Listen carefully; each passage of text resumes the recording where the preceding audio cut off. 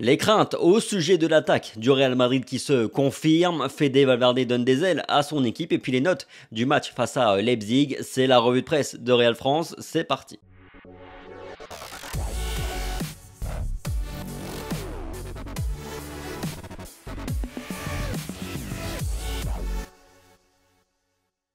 J'espère que vous allez bien au lendemain de cette victoire du Real Madrid. Retour sur cette rencontre avec les journaux madrilènes. En commençant plus tarder par les unes des deux quotidiens. Le petit oiseau donne des ailes. La référence du quotidien Marca avec le slogan de Red Bull qui, je le rappelle, détient le club allemand. Un grand but de Fede Valverde décoince un Real très plat. Marco Asensio a profité de ses minutes de jeu pour marquer un golazo. Les madrilènes sont solides leaders dans ce groupe de la Ligue des Champions puisque le Celtic et Shakhtar ont fait match nul dans le même temps hier. Du côté de As, Valverde est un canon, il est venu à la rescousse d'un discret Real Madrid. Asensio a changé les sifflets en applaudissements. Un Madrid cousu à Valverde dans le quotidien Marca, l'Uruguayen qui maintient la bonne série de 8 victoires en 8 matchs cette saison pour le Real Madrid, un bon Courtois à nouveau en Ligue des Champions et puis Leipzig a dominé avec Werner et Nkunku.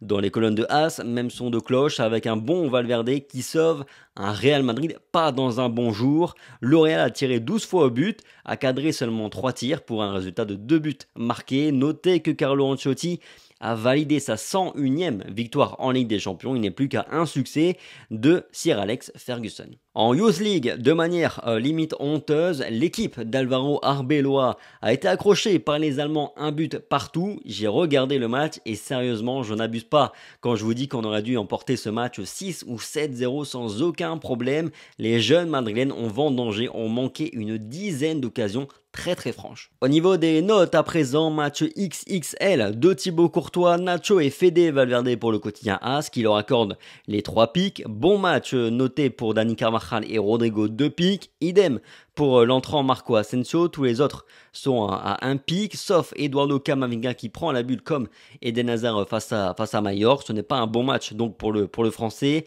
Du côté de Marca, on retrouve Thibaut Courtois et Fede Valverde en haut du panier. Performance valorisée également pour Dani Carvajal, Nacho, Tchouaméni et Marco Asensio avec 2 étoiles et puis Camavinga et cette fois-ci au même niveau que tous les autres avec 1 étoile. Jetons à présent un coup d'œil à vos notes, celles des internautes de Real France. Je rappelle que vous pouvez noter les joueurs sur l'application Real France, disponible sur iOS et Android. Sur cette application, vous retrouverez également tous les articles du média, entre autres, également des infos pratiques sur par exemple comment assister à un match au Santiago Bernabéu. Côté notes, Fede Valverde sort du lot sans surprise avec 7,4 de moyenne, un Uruguayen bien loin des autres, et même de Thibaut Courtois qui hérite d'un 6,5. Nacho 6,4 et Camavinga 5,4, donc plus mauvaise note pour le français hier. De mon côté, je me joins au quotidien AS qui inclut Nacho dans son top 3. On ne le dira jamais assez, mais ce joueur est vraiment exemplaire et précieux, extrêmement précieux dans un effectif. Je suis très content de voir que Carlo Ancelotti valorise un peu tout ça et qu'il lui accorde du temps de jeu quand il en a l'opportunité. Hier, Nacho, ça a été le patron et surtout en première mi-temps quand le Real Madrid souffrait. On a eu un Thibaut Courtois décisif une fois de plus avec 3 interventions importantes en première période. Donc oui, grand match du Belge évidemment. Et puis Fede Valverde poursuit son incroyable début de saison. Ce mec est véritablement en train de prendre une toute autre dimension et il a tout pour devenir une énorme icône du madridisme parce qu'on ressent terriblement son envie de tout casser et son amour pour le maillot. Du côté des moins bonnes choses, l'animation offensive et le petit rythme dans ce match du côté de Madrid, parce que disons les choses assez clairement, on n'a rien vu pendant 70 minutes de jeu. La semaine passée, j'avais annoncé que Mariano Diaz aurait du temps de jeu sur ses 3 prochains matchs après l'absence de Karim Benzema. Et ben voilà, on y est déjà. Il a joué hier un petit peu. On se rend compte déjà que Eden Hazard et Rodrigo en numéro 9, c'est un peu light, ça a ses limites. Alors voilà, on se retrouve à sortir ce bon vieux Mariano Diaz du banc parce qu'on n'a rien d'autre, on n'a pas d'autres options. Voilà, c'est génial. Pour revenir sur les performances individuelles, j'ai pas aimé le match de David Alaba sur le côté gauche de la défense madrilène. Ça m'a surpris d'ailleurs de le voir titulaire à ce poste-là dans un match où en face il y avait véritablement du potentiel offensif. Carlo Ancelotti avait bien insisté en plus sur l'importance de bien défendre. Mais voilà, ça nous a permis aussi de voir un petit peu les limites de David Alaba sur le plan purement défensif. Et on voit donc bien que c'est pas véritablement un concurrent à Ferland Mendy, en tout cas pour les grands matchs. Là aussi, le Real Madrid a fait le choix cet été de ne pas recruter ou de conserver un profil peut-être un peu plus équilibré entre bien défendre et bien attaquer. Donc Ferland Mendy peut continuer à être relativement moyen cette saison dans les grands matchs. Il sera titulaire parce qu'on n'a pas meilleures options. Eduardo Camavinga, pas tip top non plus hier face aux Allemands. On l'a déjà dit, mais il n'est pas encore prêt à être titulaire au Real Madrid très très clairement. Ça restera un super sub cette saison, mais ça n'a rien non plus d'insultant parce que je rappelle qu'il n'a que 19 ans. Les deux Brésiliens, Rodrigo et Vinicius, n'ont pas été non plus très très bons hier entre le flou tactique et peut-être aussi un petit peu de fatigue qui commence à se faire ressentir du côté de Vinicius. Il a beaucoup joué cette saison, il a tout joué depuis le début de saison. Pour le reste, j'ai bien aimé la deuxième période de Antonio Rudiger, impérial, c'est comme ça qu'on veut le voir.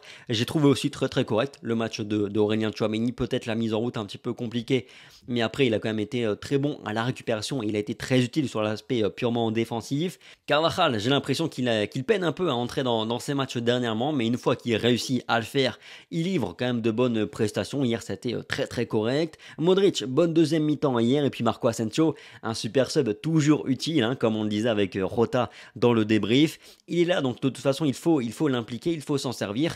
Et on sait qu'il pourra rendre des services en sortie de banc. Ça reste un joueur en sortie de banc, mais c'est un joueur qui marquera 7-10 buts cette saison si on lui accorde un certain temps de jeu. En conclusion, petit match du Real Madrid, mais encore une fois, on a les ressources pour aller chercher cette victoire. C'est quelque chose qu'il faut valoriser. Il faut retenir ça, mais attention, parce que nos craintes par rapport à ce numéro 9, à cette animation offensive sans Karim Benzema, ça se confirme quand même match après match. C'est quelque chose qui doit préoccuper le club. À mon avis, il faut aller chercher un numéro 9 cet hiver. Clairement, il faut trouver une doublure à Karim Benzema, le bon profil. À moins évidemment que Mariano Diaz ne venait à tout exploser sur les prochaines semaines. Allez savoir. Voilà, c'est tout pour la revue de presse de Real France. Petit retour sur le match d'hier et cette victoire du Real Madrid. Merci pour votre fidélité comme chaque jour. Le petit like, le petit partage, le petit commentaire. Qu'est-ce que vous retenez comme ça au lendemain de cette victoire du Real Madrid? Sur ce, passez une bonne journée. Prenez soin de vous comme toujours et on se dit à demain. Allez, ciao.